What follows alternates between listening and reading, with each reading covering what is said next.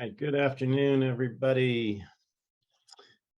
I'm David Hawks, and I'm going to be kind of moderating this session today. So just a little bit of background. Agile Velocity's engagement with Southwest began back in around September 2018. We started working with Southwest IT, which had around 500 people. And then we also, along our journey, worked with the Southwest marketing organization as well. At our peak, we had about a dozen coaches engaged across the Southwest organization. We use Path to Agility framework to guide the transformation in an outcome-driven way. We use Path to Agility as an overlay kind of on top of Scrum and SAFe as a way of assessing capability maturity, not just going through the motions of the practices. We took a wave approach, and the first group was the crew systems, which had over 200 people and was led by Marty Garza, Senior Director of Technology at Southwest Airlines, who we have today. He's also joined by Katie Morris, who's the Director of the IT transformation of Southwest Airlines and leads the overall Agile transformation efforts at Southwest. Today, they're going to share their experiences and learnings in their transformation journey. After approximately about 35-minute presentation, we'll move into a Q&A period. You can use the Q&A button down at the bottom of Zoom to post your questions throughout the session. And after that, after the presentation, I'll moderate those questions. So feel free to add those as we go. Welcome, Katie and Marty, and I'll turn it over to y'all. Thanks, David, and thanks for having us. We are always excited to share our journey in hopes that it can help other people achieve their Agile journeys. So like David said, my name is Katie Morris. I lead our Agile transformation at Southwest. I've been at Southwest for about 12 years and have spent the majority of my time in technology.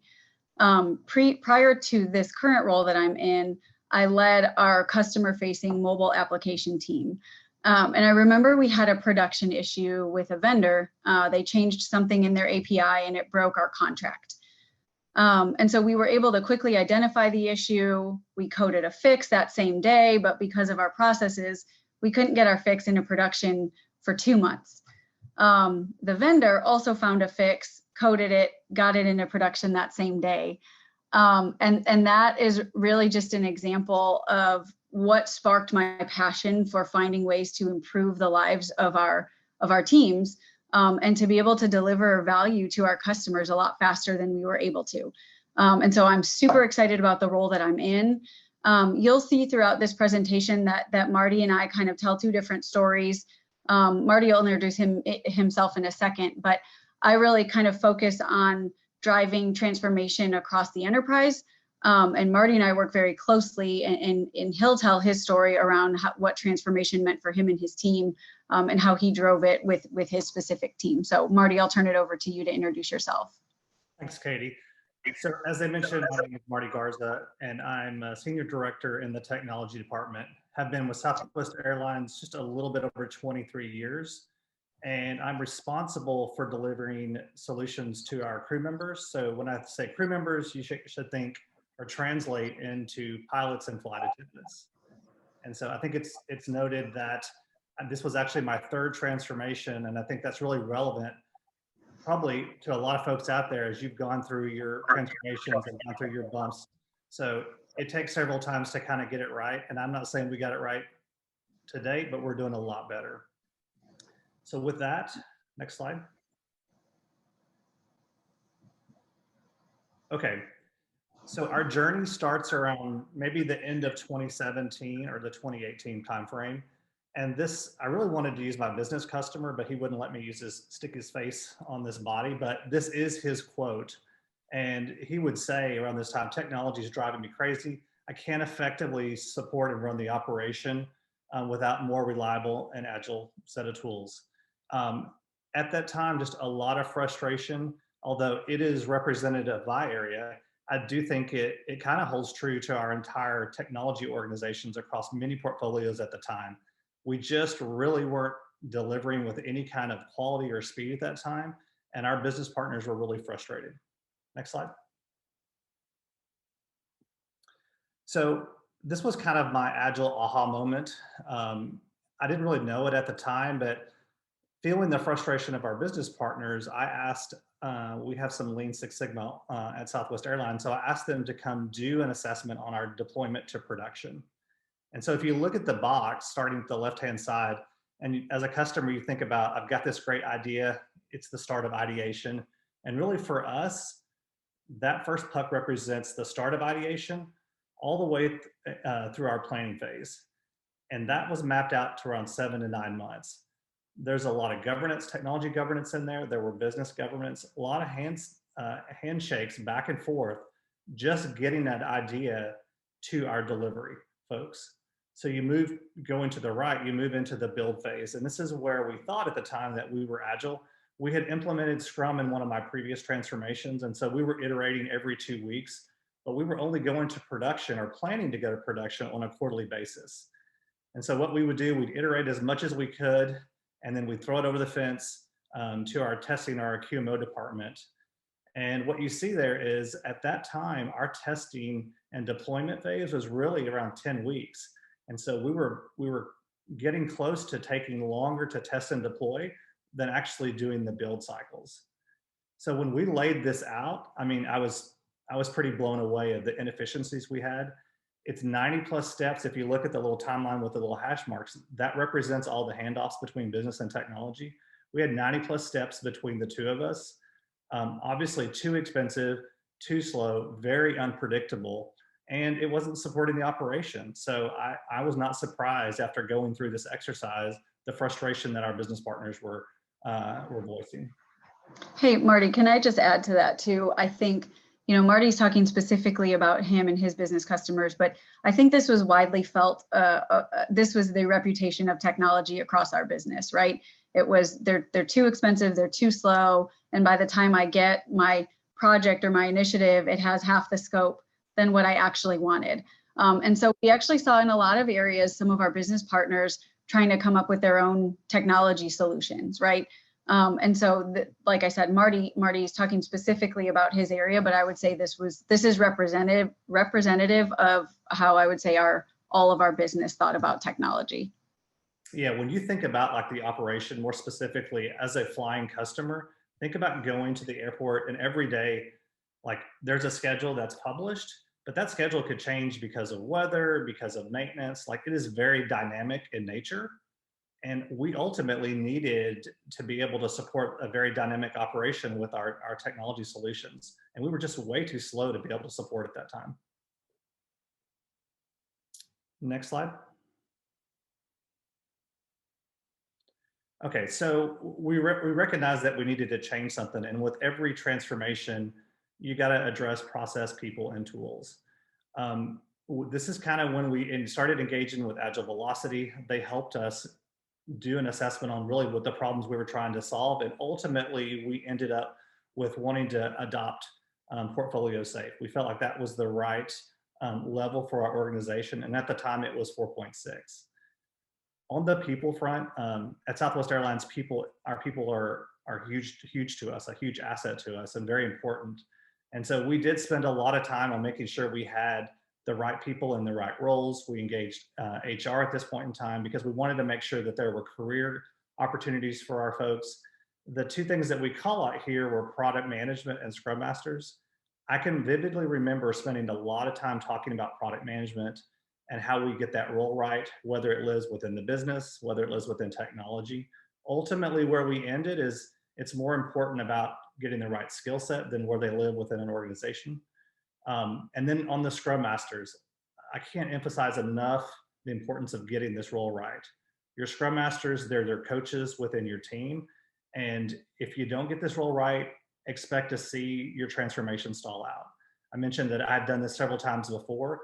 And in previous examples of us adopting Scrum, we really only went as far as our leaders and the Scrum Masters within the teams would take us. And so it's going to be critical for you to get this role right. And then on the tool side, we had lots of tools and lots of information and many different tool sets. And we recognized early on that we needed to get a single source of truth. Jira Align is what we ultimately ended up on, but I just recommend that getting one tool in place is going to be critical for your measurements and your overall success. Next slide. Okay, so now I'm going to pivot a little bit and talk about kind of the enterprise structure that we put behind this, right? So as you heard Marty discuss, they really started making some great progress from a grassroots perspective within Crew. At the same time that this was happening, you know, the intent with starting with Crew was pick a focused area, test and learn, right? Figure out what works and doesn't work before you scale across the enterprise. So at the same time, we were trying to figure out how do we take those learnings and apply them across technology in some sort of scalable and organized manner, right? So we started with standing up our Lean Agile Center of Excellence. We aligned on standards and practices at the team level, progressing to the program level, and now we're currently focused on the portfolio level. And, you know, as probably many of you do as well, but in typical Southwest fashion, we put a program team around it. And we started to say, okay, now how do we scale this across technology? We gave it a program name. We started developing a roadmap, right? We somewhat took a waterfall approach to this. And at that point, we really started heavily engaging with David and Agile Velocity. So insert David into the equation. And he was asking where our objectives and key results were. And that was a new term to us. We are a very solution-driven organization, especially our leaders. And so the idea of having an objective and a key result really kind of threw us a little bit. And so it took some time to get us there, but really that was the only way that we were going to try to scale this across technology without driving the solution for our teams. So if you want to go to the next slide. I'll talk about our approach to OKRs. So again, like I said, we're a very solution-driven leadership team in technology, and we just want to solve. So with the help of David, and we used Path to Agility, which is a great framework to try to take all sorts of different opinions and align on what are we trying to achieve, right? We've seen successes within the Crew space. We've seen, you know, it's brought the business and technology closer together. They're delivering faster. We're taking risk out of the system, but what overall are we trying to achieve? And so we really use Path to Agility to align on our first draft of technology OKRs. And so we introduced the 3 outcomes of faster, better, and more efficient at the beginning of 2020. And it took us a little while to get there, but we got there. But this is really what we wanted to anchor on, driving change throughout technology. And so I would say this was really important for us to get to as a good first draft. I think what I would say is we're still iterating through how do you have very specific measurable key results? Because that's a little bit of a learning curve for us on how do you measure across the enterprise? Are you getting faster? Are we creating a better experience? Are we becoming more efficient? And having those key metrics are so important, because it not only paints a picture of where you want teams to go, and then it allows them to kind of solution how they get there, but it also helps you measure. And we really needed to change the way we thought about metrics, right? Metrics weren't meant to be punitive, but they were meant so that you can understand your starting point, but then also continue to evaluate along the way to say, well, do we need to now pivot and focus on something different? Did we actually achieve what we thought we were going to achieve? You know, are we driving towards the outcome that we thought we were going to drive towards? So this was a very, very key activity for us to align to before we started driving transformation outside of the Crew area. So Marty, unless there's anything you want to add to this, in the next slide, Marty's going to talk about specifically how Crew anchored to these OKRs. Yeah, so Katie mentioned 2020, we'd been off going for almost 2 years at that time and really didn't have these enterprise OKRs. So faster, better, more efficient comes along. And it really gave us an opportunity to dig in and see how are we tracking, you know, what improvements have we made? So if I was to drill into the faster aspect of it, we looked at production or our change requests, which ultimately equal our production deployments. So we started looking at comparisons of 2018 versus 2020 numbers. And so in 2018, remember the ugly waterfall picture and how long it took us to get to production? Well, we were doing the quarterly releases at that point in time. So fast forward to 2020, we'd actually progressed to where we were to go into production every 2 weeks. So we would do an iteration, and then we would deliver that value at the end of the iteration. So pretty substantial change for us, and we felt really good about that. But I think the numbers, if you look at the 5 times faster, well, how did we get to that, and what are the numbers that support that? Well, so I looked at across my entire portfolio in 2018, we had 28 releases to production. And our success rate, our deployment success rate was 45%. Now, deployment success rate, how we measure that, it's you basically determine your outage window. And if you're able to deploy all your artifacts within the window, not go over and deploy as expected, then that is a successful deployment. And so we use that. It's not the perfect measure, but it starts to talk about quality and how well we were able to deploy to production. So 2018, 28 releases, success rate 45%. So fast forward into 2020, we had 349 releases to production with a success rate of 93%. So dramatic change over a 2-year period of delivering business value to our customers. If I move over to the better, just through the whole journey, we've had much better alignment with our business customers, and the partnership has grown. But one of the things we wanted to measure is the safe predictability score. So within your PI planning exercise, you have PI objectives that you plan out with your business partners, and they come in during the PI planning event, and they put a business value against that. It's a score from 1 to 10. And then once that business value is actually delivered in production, then they come back and they give you a rating. Did you actually deliver all the value that you could? And ultimately, SAFE would prescribe that you target 80% and up. And I would say after probably 6 months, we were getting a lot better, and we were getting really good about being 80% and above. And fast forward into the second year, we consistently hit those numbers every program increment, which is huge improvement for us, especially if you think about just we were not very predictable before. We really weren't good at delivering value. And now every 10 weeks, we're able to develop a plan with our business partners, and we're delivering that value and we're doing it after every iteration. So dramatic changes in that space as well.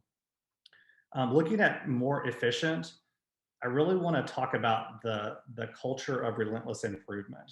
And I just had this conversation we just finished PI planning last week, and I had this conversation with our Scrum Masters and our RTEs and our delivery leaders. If we're not going through PI planning and we don't see an objective that talks about removing waste from our system, I feel like we're not paying the right attention to it.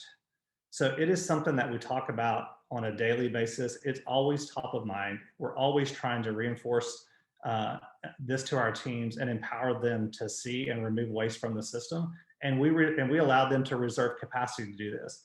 So this is one of those things is you have to model it as a leader for your team to actually think it's okay to do it. But once they actually get in the rhythm of that, you're going to see some dramatic improvements, and your speed to market and your quality is going to improve. Yeah, and I think that's really important, Marty, because what we heard from a lot of our teams and a lot of our developers is, hey, we want the space to innovate. We want to feel empowered. We want to be empowered to go make these changes that we see to make our lives easier. And when you have the constant pressures of getting projects out the door and constant demand hitting you and things like that, it's really hard to create that space for them. But it is so important as a leader and as a leadership team to make sure we understand what relentless improvement looks like and how we enable our teams to be able to achieve that, to be able to be innovative, to be able to use those sprints to figure out how they can take tech debt out of the system and make their lives easier and things like that. And so I think that's a huge mental shift for us, but it's one of the most important things to drive this learning culture and this culture of relentless improvement. One of the things that this is like just a discussion like last week too, is, we were talking about, if you're familiar with SAFE, you have your IP sprint. So this is, for us, it's our 5th iteration, it's our innovation and planning. And so we talked about, the fact that we were doing good and reserving time for innovation, but really innovation is something that should be happening throughout all of our iterations. It's not something that we plan to happen, within your 5th iteration. So getting people to think differently about innovation and it's an everyday thing. It should be top of mind. That takes time. And once again, as leaders, we have to model that and we have to make it okay, because prior to our move into SAFe and this journey, we didn't do that, right? It was all about projects and scope and hitting a milestone and a timeline. All right, next slide. Okay, so this one, I get this question a lot for people that are starting down their journey or their SAFe transformation, and it's well, what should I know, or what lessons learned can you provide? This is kind of not necessarily our top 5. Maybe it's our top 5 today, because I feel like it always changes as new things come up. But Katie and I will kind of go through this, and hopefully you find it helpful as you'll either resonate with it because you've experienced it, or you can use it, take it into your own transformation. But the first one is, this is not a technology transformation. So in previous moves towards Scrum, we would go off and it was something that we did as a technology department.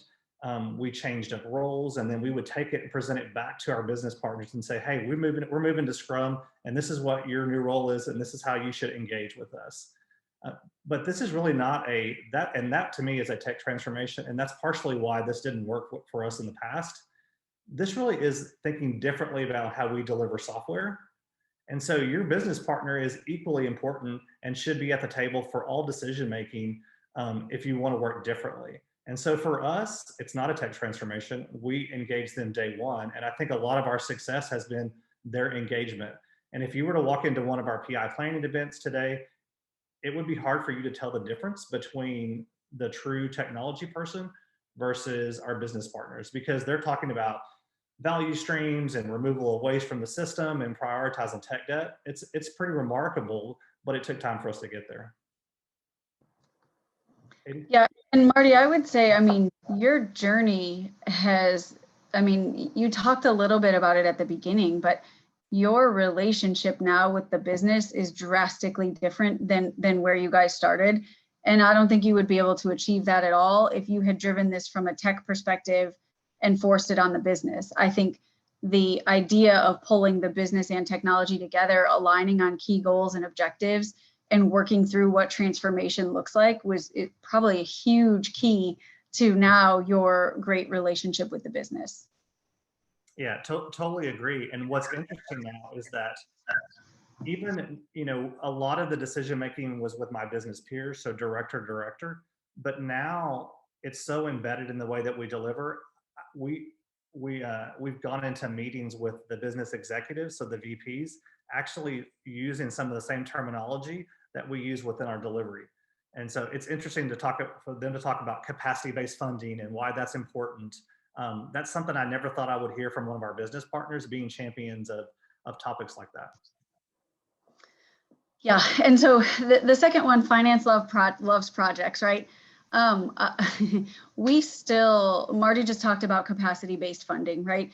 I think if you think from SAFe, you can fund value streams, you can fund capacity, you can fund products, right? There is a lot of different ways to fund, but a lot of organizations, ours included, still loves to fund projects. And when you think about a project, right, you're essentially tied at that point to scope, schedule, and budget. And what we call at Southwest is we warrior spirit our way through whatever it takes to hit that release date because of our budget and because of that's the way we're funded, right?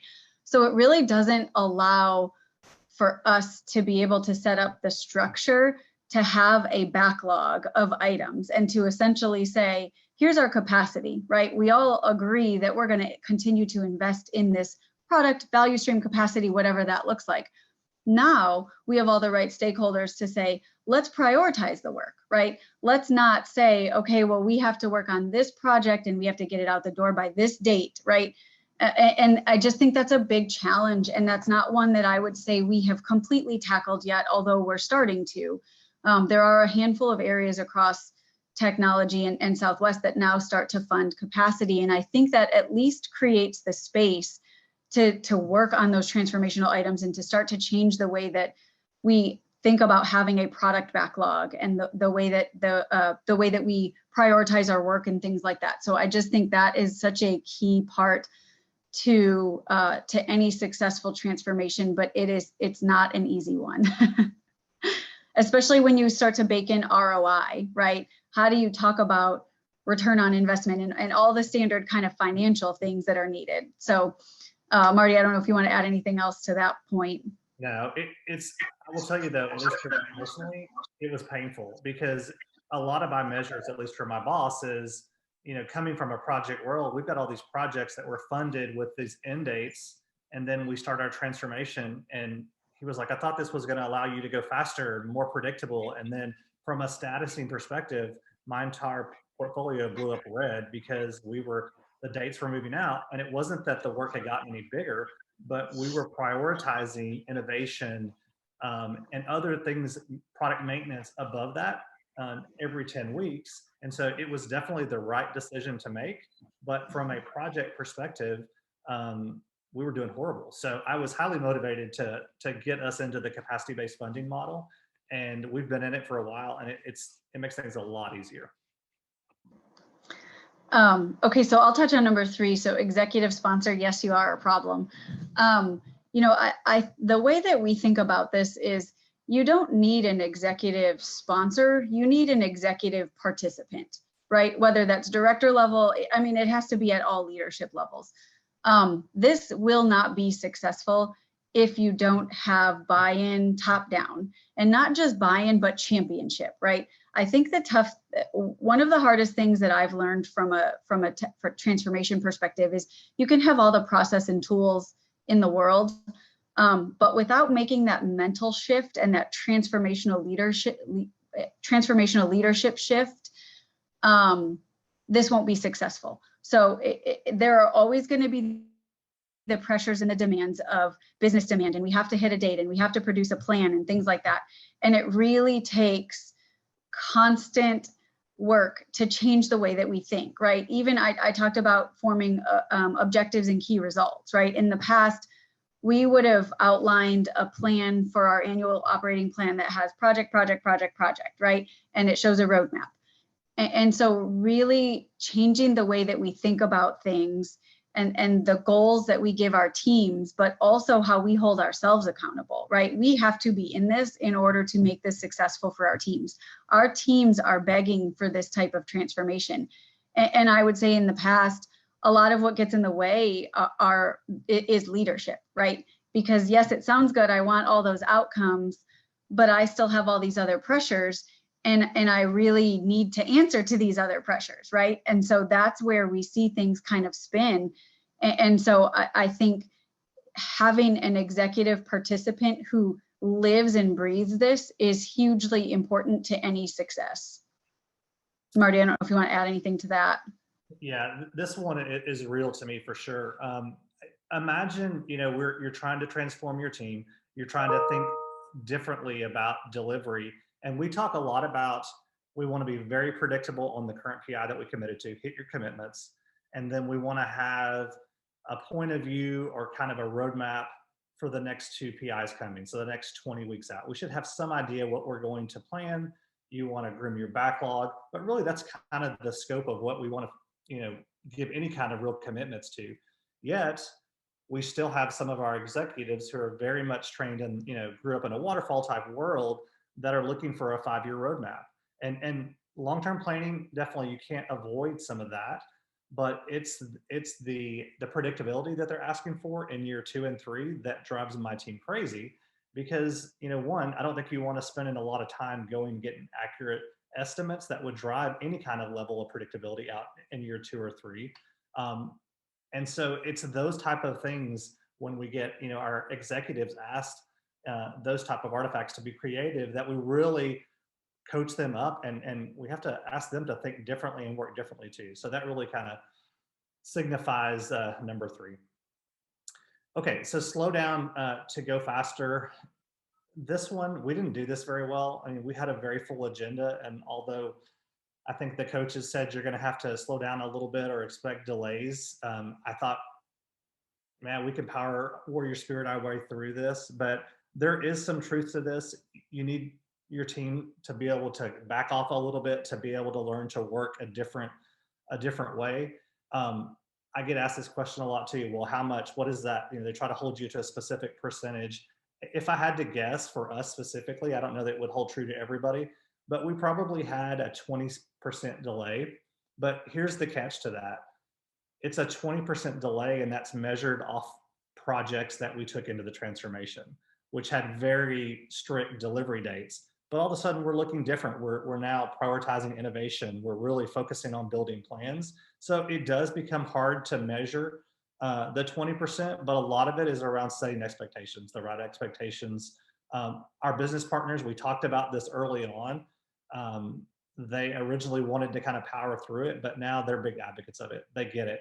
But it's almost comparing apples to oranges, right? Going from a project-based world to this capacity agile-based world. It's just hard to, you're measuring different things. And I would encourage you to go back to predictability and delivering value every 2 weeks. Like if we could have offered that to them 5 years ago, I'm not sure we would have had that crazy statement out of the gate of where they couldn't rely on us. Anything on that, Katie?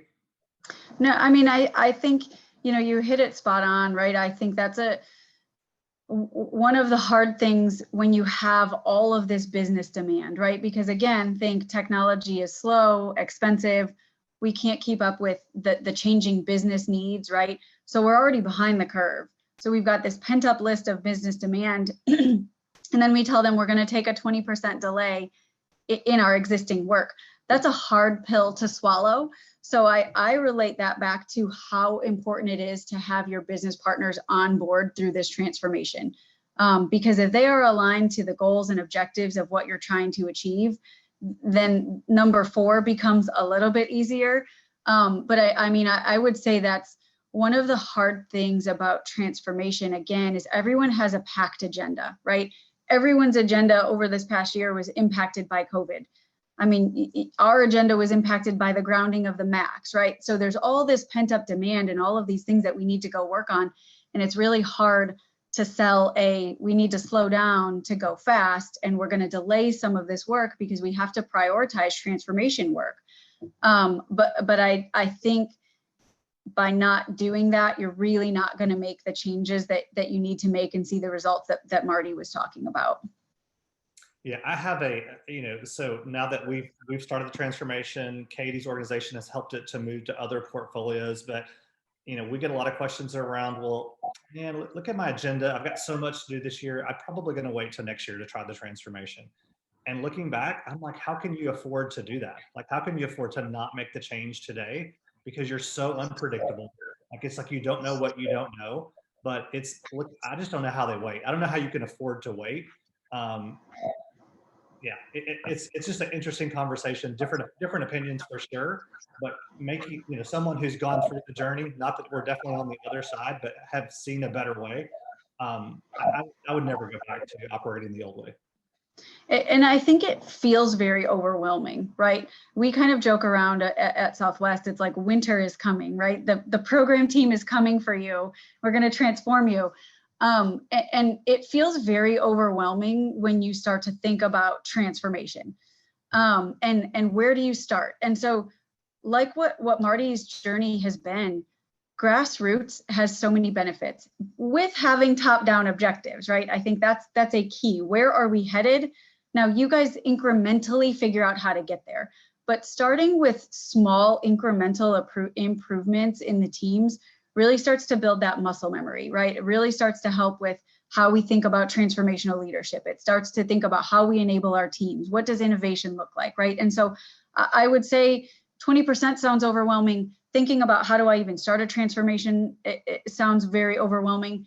But starting small and getting those small wins and those accomplishments really starts to build confidence in the team, starts to develop those relationships between business and IT, and you kind of go from there. So there is a lot to be said about the organic growth starting at the team level. All right, we'll get to the last one and then we'll save some time for questions. The leader change curve. This was definitely one I did not see coming. From early on, leaders were very supportive of the change. They were excited about it, a lot of energy. There wasn't resistance. Do whatever needs to be done. But what we found is the second when the stress of delivery gets upon you, they're going to resort back to things that they've done before that have been successful. And at least for my leadership team, most have been promoted up in a world that was very waterfall project based. And so they go back to some of their old tendencies. And so to me, this is why it's critical that you've got that voice, you've got that coach in there to, when things get off the rails, that you're able to get us back on track. And it's not just for my leaders, it's myself as well. Like, I'm very aware of it, blind spots, and I ask for it. Sometimes I'll make statements. I'm like, man, that feels like something I may would have said, 3 years ago, or maybe I was a little too much command and control on that. But having that voice, having that coach, to constantly be your sounding board is really critical. And don't underestimate the change curve for your leaders, and just that continuing development on their behalf, because that's also key to the continued maturity. Like, ultimately, you can get some little wins with changing ceremonies, but if you want to get the big wins, your leaders are going to have to be change leaders. Yeah, and I'm just going to take a second to brag on our change leadership team. We actually have a change leadership function at Southwest, and that has been critical for us because it's not just the leader. I believe that the leaders have the hardest time getting through the change curve, right? But I think having a support in your leaders, your Agile coaches, but then also this change leadership function for us has been key, right? How do we help enable teams and leaders get through this transformation? How do we meet them where they're at, identify what their pain points are, and help them get through this, right? And so we've got a great change leadership function at Southwest that has just served us really well. We also, I know, Marty, in your area, you guys identified change agents, right? So how do you identify those people within your teams that have the ear of the rest of the team, and they're going to be the champions of this, right? They're going to be the ones that help push this through, the ones that come to the table with new and innovative ideas. And so we just, I can't talk about the benefits of change leadership enough, because it's going to be, it is absolutely necessary. This is a new muscle that we're flexing, right? And when we get uncomfortable, we tend to just go back to the muscle that we know, which is very waterfall. So number 5, it's real, it will be present. I think in order to be prepped, identify who your change leaders are, your change agents that are going to help you push this through across the teams or the enterprise. I think we are ready for questions. Yeah. All right, cool. We've got some coming in for sure. Again, we're going to move into the Q&A portion, and there is a button down at the bottom of the Zoom window, Q&A. So go ahead and add your questions in there, and we'll try and get to as many as we can in the next 20 minutes here. First question: if you could go back in time at the beginning and talk to yourself about what you needed to know, what you wish you knew, X years ago before you started this, what would you tell yourself? You want me to go first? Sure. I'm a very much, let's do it now, let's be fast, let's be aggressive. I mean, that's just how I'm built. I think I would have said, you're going to have to be patient. Like, be patient with the changes and a little bit trust the process. Because I remember going through it several times thinking, this is crazy. Like, I remember vividly, I couldn't get my arms wrapped around, how are we ever going to get to production after every 2 weeks? There's just no way. Like, David, that's crazy talk. And business value, I just got to get this story complete. Forget business value. So I think just trusting the process, being patient, and giving myself a little bit of grace. That's what I would say. Katie? Yeah, and I think for me, we have a lot of things going on across Southwest. And so we have a lot of transformational type activities. And so our teams are focused in all these different places, right? So I think for me, we try to limit WIP within our teams. I think we need to limit WIP across all of our transformational type of initiatives, right? So that our teams know where to focus. So I think that's one thing. And then I would also couple that with having measurable key results and objectives, right? Because I think it's one of the biggest things that we struggled with is teams don't understand, why are we doing this, right? Okay, well, we need to improve, but we're hitting our project delivery dates, and we may be over budget, and we may not have all the scope, but we're getting these projects out there, right? And so I think I think having a very strong why are we doing this? Having a focus, right? What are we trying to march towards, and how do we limit whip of that? And then how do we measure that, right? And I use this as a silly example, but something as simple as saying our goal is for every team to deploy code into production at least once a day, right? Something as simple as that is something that people can anchor around versus kind of the visionary, what do we want to be, right? So to me, those are the things that I wish I knew before that I know now. Yeah, cool. All right, Zara's got a question. What was the biggest area of resistance that you had to overcome during your transformation journey? Katie, I'll let you go first on this one. I think the biggest area of resistance. So when I'm coming at this from a standpoint of pushing this to teams, right? And I think there's the problem, right? I'm pushing it to teams. So I think teams want to get better, right? But again, there's a full agenda, and they don't have the time to take time out of to take capacity away from delivering on their projects. And so that's been one of the hardest things about pushing this across technology is it hasn't been it hasn't necessarily been these are my specific objectives. Katie, how can you and your team help me? It's been okay, I'm coming to you and we're going to implement SAFe and we're going to follow it up with Jira Align and things like that. So I think that's probably been one of the most difficult things in terms of adoption for me. Yeah, for me, it was more of our business partners, and it was predominantly because there was a lack of trust. I gave the example that we had moved to Scrum before, but it was more of a technology transformation, and we kind of did it, and then we said, here's how you're going to engage with us, and they really didn't have a lot of faith in this, and so the origin of the original conversation came out of technology, partially because we saw how bad things were and we were listening to their frustrations, but getting them around yet another transformation was difficult. And we told them things are going to be different. We want you to have a seat at the table. We want to hear your voice. I think the lack of trust there, it took a while, because to them, they've heard this song and dance before. It's technology's flavor of the month.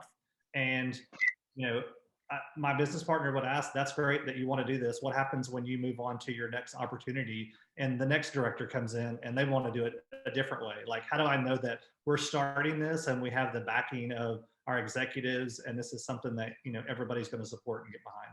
So I think as good as our relationship is now, it took some time to build that trust. Yeah. Yeah, and I just want to add to that real quick. Sorry, David. I think to Marty, right, we started this as a technology transformation. So this was driven by our technology leadership, not necessarily by the business leadership, right? And so I think at those highest levels, ideally, you have common objectives across business and technology for transformation, right? We developed them and are developing them a couple of layers down, which is great, but not as efficient as it could be. All right, Peter's got a question. It seems leadership transformation was the biggest roadblock. Teams were on board. How did the leadership changes happen? I would say they're still happening. It's okay. It's a learning process, right? And I think when we start, so we talk a lot about theory, right? And SAFe and transformation. And we talk a lot about what that could be and what that means and things like that. When you get a focus area on board, such as crew, right? And Marty starts going through the organization and talking about his story and the outcomes that they've achieved, that's been a huge game changer, because then people say, oh, well, I want that, right? And you're like, well, I've been telling you that. I've been telling you that for a long time. But I think having those tangible examples and having Marty tell his story of, guys, this is hard, right? And this didn't happen overnight. And these are the things as a leader that you need to do are hugely important. But like I said, I think it's, creating that psychological safety, creating that, what does transformational leadership look like? That's still in progress for us, I would say.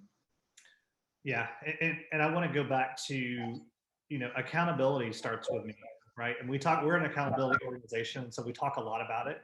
But I think there are a lot of leaders that say they want it and they're not willing to change themselves and take the accountability on. So I do my best. I've got gaps for sure. So I need the coaches to model the change. And I will tell you, my boss, he does it as well. He wasn't always there, but he's excited like crazy about the changes that we've seen. And his latest thing is, I told you we go to production after every iteration, and that was 2020. Well, our new kind of mantra for 21 is daily deployments, or at least twice a week deployments. And he is the champion of that, and just kind of rallying that, and just having your vice president up in front of the entire organization talking about daily deployments. I want daily deployments. That's that vision that we're looking for. So I think to answer the question is you got to live the change. You got and it's not a checkbox. It's not something that you can just do for a little bit and now we're transformed. We're never really transformed because we're always removing waste from our system and we're always looking to get better. And so I think it's just the way you go about your work and showing that leadership and modeling that for your team.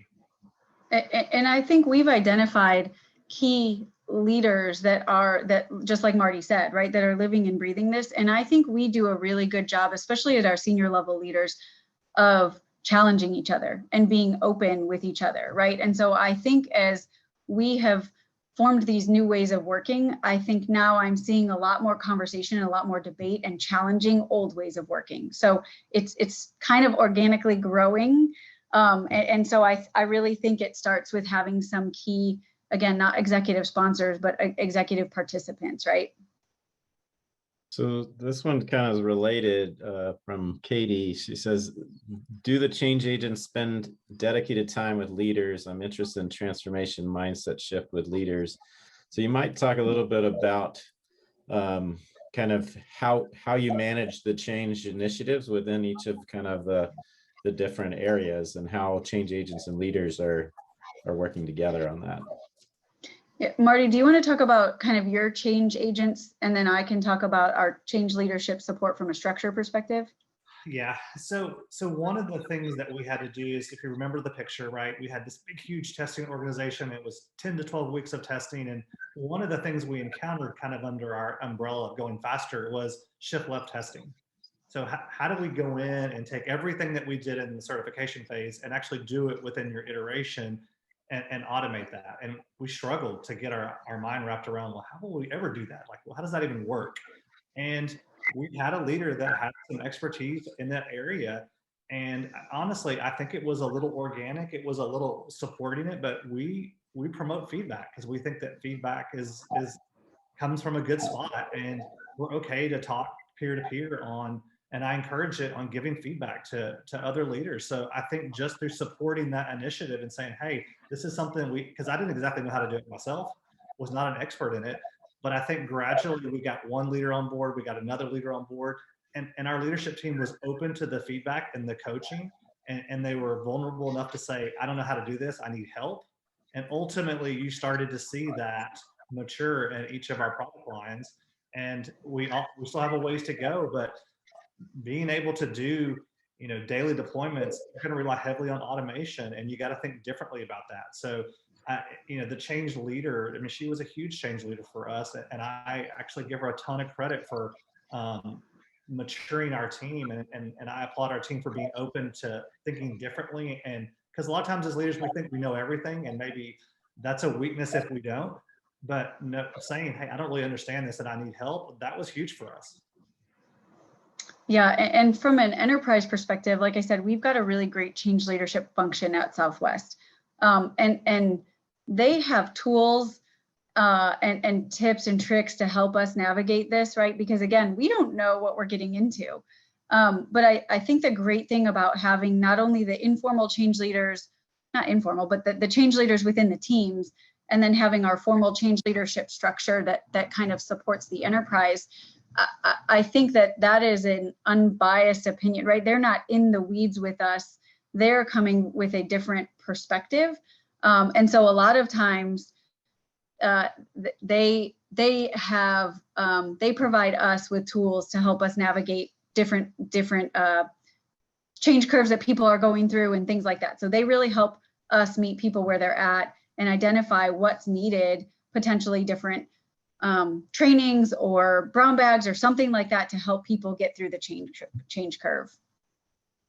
Yeah, and I think one thing y'all are hitting on is the notion of the change, kind of and if you call it an agile leadership team or a change team within each of these groups, has to be cross-functional in that it needs to represent different parts of the organization. And so having the change leadership representation, but also a QMO, the business, your technology, and that's something that you guys had from a structure perspective to solve the organizational level challenges that emerged in each of the areas, as opposed to just things happening down at a team level.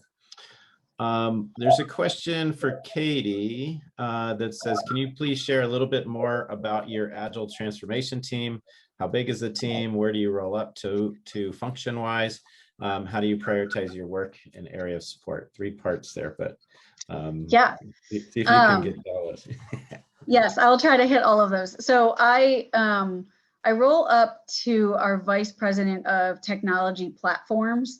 And so when we started this kind of grassroots transformation in the crew space, we also started some DevOps initiatives. We started putting together an integrated data foundation, right? So all these transformational type of initiatives. And we were kind of all over the place. And so I guess it was in 2018 that our group was formed. And so they put a vice president over or managing director over this team, right? And so it's really the foundation of technology. So that's who I roll up to. She reports to our CIO. The team has taken on different shapes and sizes. So when we start, like I said, when we started, we put a very kind of traditional program team over this, right? And I personally really struggled to put our work into Agile terms, right? Into an Agile framework and work in PI plannings. I was very much of the mindset of, okay, well, you're a BA, you're going to go analyze this. You're a PM, you're going to go do our status reporting and keep our financials and create a roadmap of where we go, right? And it took a really, really long time for me, probably a good year, to start to like break down the silos even within my own team, right? So we have the LACE, and our LACE is, we have a team of people that manage the content on our internal SharePoint site. We have a team that fosters communities of practice. We have a team that we've got our Agile coaches, right? So they're responsible for our standards and practices and coaching and training and things like that. But like I said, our team has morphed as we've matured. So it's been really awesome for me to see the progression, not only in myself, but in our team, where we've started to break down the silos. And now we're working in PI plannings, and we don't have silos anymore. We have objectives and epics, and we're working on themes, but we've got epics and features and user stories, and the team kind of self-organizes around how do we do that. I realized that we had way too much whip. We were trying to do all the things, and so we weren't getting anything done. So so we've grown and matured quite a bit. At one point, like David said, I think we had 12 coaches, and then COVID hit and we really had to downsize. And so our team got really small, and so we really focused on self-service. So how do we put assets out there on our site? How do we scale our small team so that we can help teams continue to drive their transformation without having all of these coaches? So we currently have 1 coach, and we're in the process of ramping our coaches up again, which is great. And then I forgot, did I answer all 3 of those parts, or was that just 2? Yeah, I think it's good. I think you covered enough of it. So we've got still a bunch of questions, but just a few more minutes. There's 2 that are related to Jira Align. So will you talk to how you used Jira Align as an enabler, and further discuss how you effectively use Jira Align? Marty, do you want to take that, or do you want me to? No, you go ahead. Thanks. Yeah, thanks. So, so we're in the process of still rolling out Jira Align, right? As you guys are probably aware, Jira Align as a product is still being developed. We used Jira before, and now that it's all, they're both Atlassian suites, in the Atlassian suite, it just makes sense, right? So we're still figuring things out. But I would say the most benefit that we think of Jira Align is you have to make your work visible, right? In my opinion, you have to break down your work in epics, features, and user stories, right? And that's not insanely, that's not insanely difficult if you kind of time box what is an epic, what is the point of an epic, what is a feature, what's the point of a feature, right? And so to me, having Jira Align really kind of forces us to decompose our work in a common language across technology. Now, implementing the tool and figuring out how we make that work and roll it, and how we do, let's say, dependency mapping across different VP groups. That's kind of the stage that we're at right now. We are pretty good, I would say, at the team and program level within Jira Align. We're starting to get our epics populated in there. We're starting to get our objectives. We're starting to think about themes and map all the way up to our corporate strategy. And so again, it's the visibility of work, but it's also allows our developers to see how their individual user story maps all the way up to a corporate strategy. And that's not anything that we've had before. But like I said, we're hitting the point now where our work is not self-contained within a team or portfolio. So now how do we say, how does Crew's agenda impact cybersecurity? And how do they now, if they're not on the same Agile release train, how do we represent their work in Jira Align and things like that? So it's a work in progress, but I would say we can easily see metrics. We can easily see where our work is at. We're just at the process of scaling it now. Marty, I don't know if you want to add anything. Yeah, for us, I mean, because we're users of the tool.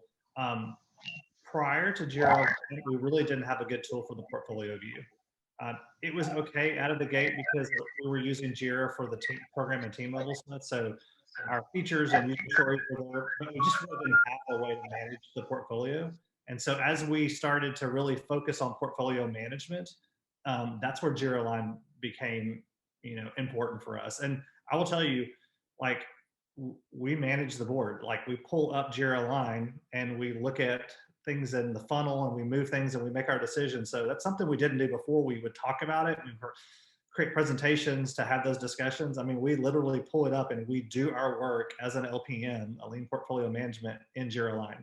So that's one of the advantages. And obviously it has the traceability all the way down to the user stories. So it has some quirky things that I wish were a little bit different, but also we have a voice in changing that as well. So yeah, and I would say one of the things really quickly that we're seeing with Jira Align is I think it's changing our behavior as leaders of now we're in the tool, right? Like, you're in the tool to assign business value. You're in the tool to look at the metrics and things like that, right?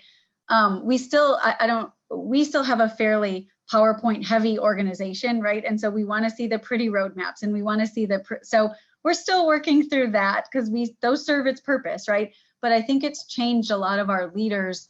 I think it's changed a lot of our behavior in that we're actually actively looking and working in the tool, where I don't know that we were in Jira before. Yeah. All right. Well, we are at time. Thanks a lot, Marty and Katie, for sharing your story with us all today.